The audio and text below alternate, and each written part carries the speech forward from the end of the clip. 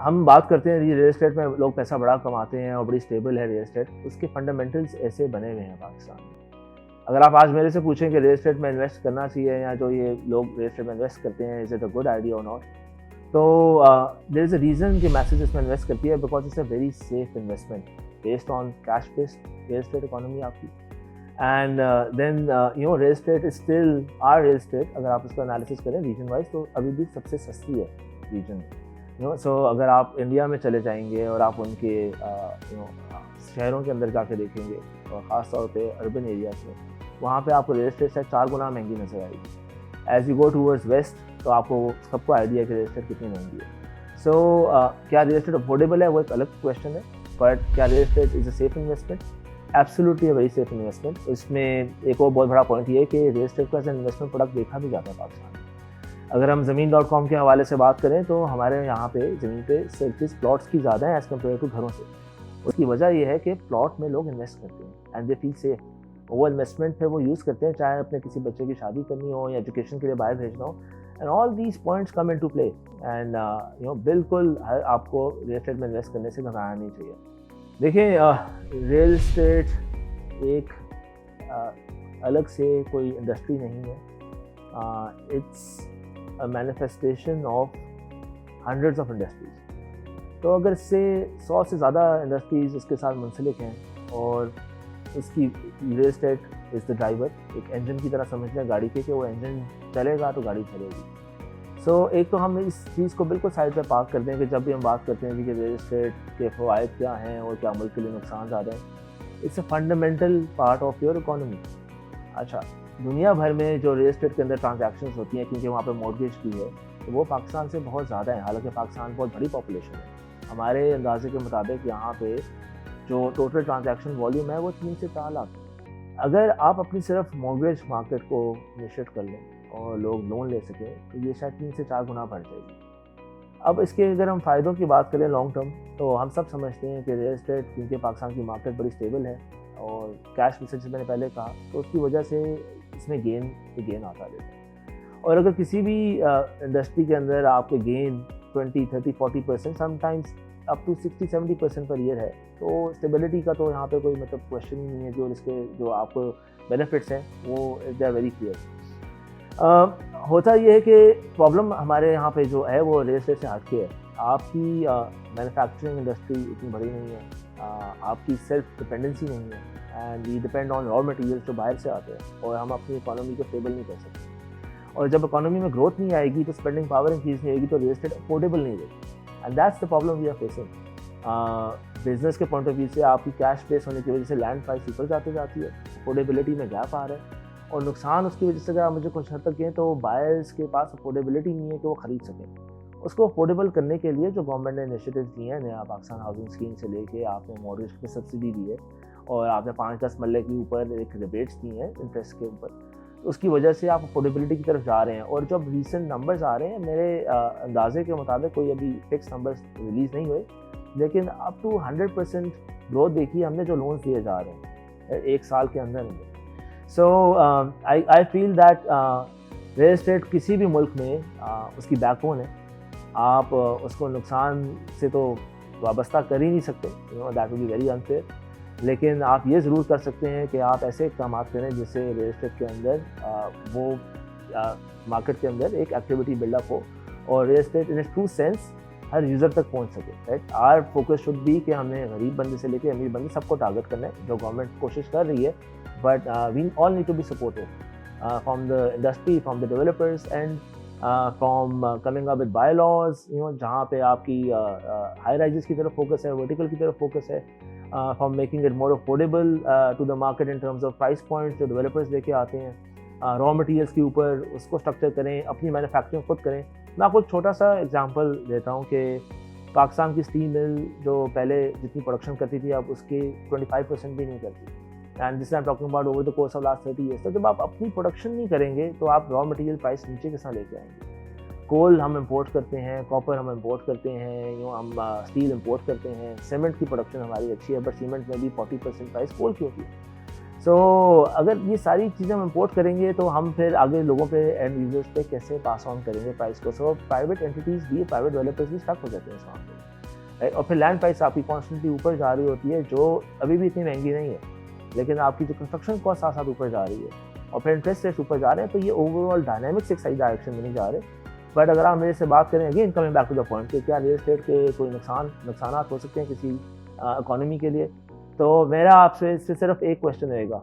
अगर आपकी population increase हो रही है और पॉपुलेशन इंक्रीज़ रेट अगर आपका one of the highest in the region, तो लोगों ने कहाँ जाना है, कहाँ रहेंगे? मुझे कोई इसका जवाब दे सके। They need a roof on top of their head. ठीक है, एक साइड पे आप देख रहे हैं कि लोगों के पास हाउस होल्ड डेंसिटी हमारी बहुत हाई है, अबाउट 6 to 7 पीपल पर हाउस, और दूसरी साइड पे because of house hold shortage जो हर साल 1 मिलियन से इंक्रीज़ करती है, आज से 2 साल पहले 9 मिलियन पे थी, फिर 10 मिलियन पे गई, अब 11.4 मिलियन पे हम लोग आ चुके हैं। और ये आपके ऑफिशियल नंबर्स हैं, अगर आप इसको मार्केट फर्दर एनालिसिस कर लें डीप डाउन, तो ये नंबर से कदरे ज़्यादा होगा।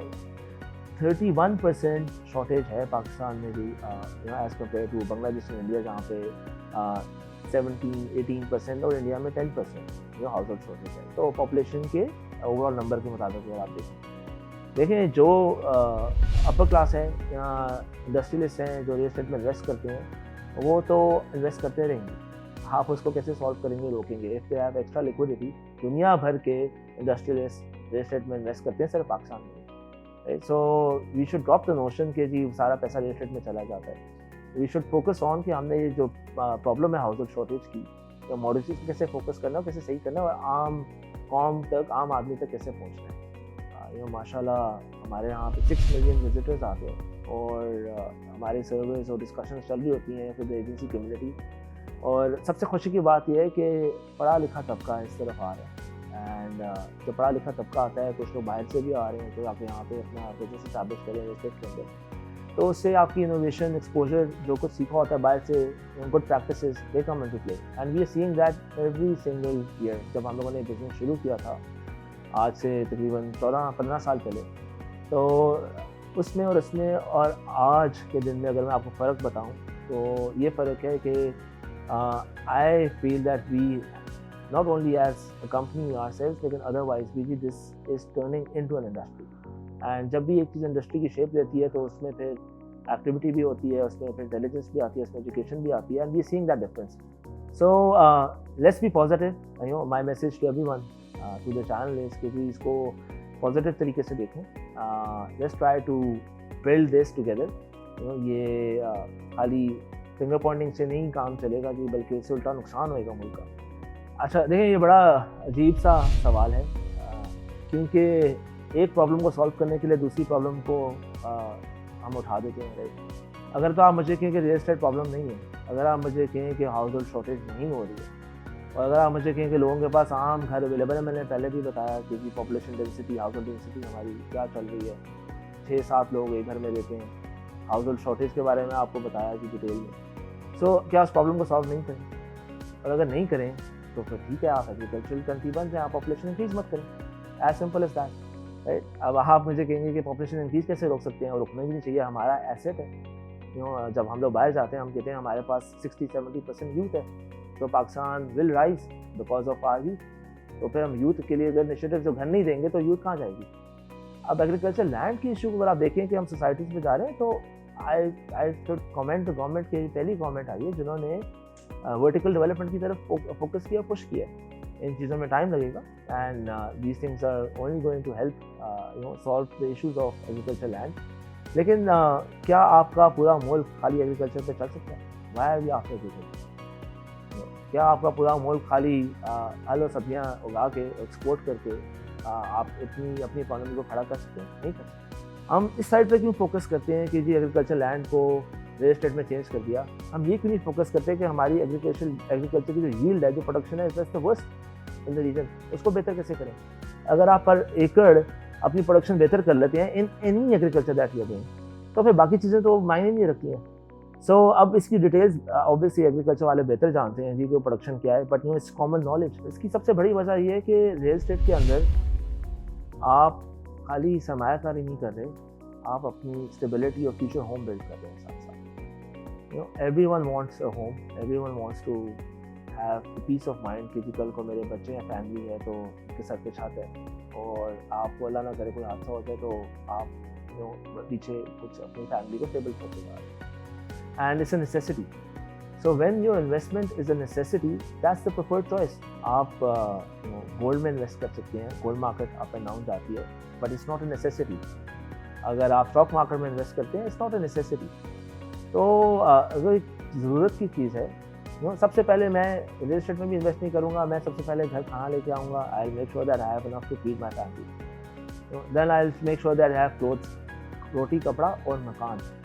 मुझे आज तक नहीं किसी ने कहा रोटी कपड़ा मकान और सोना।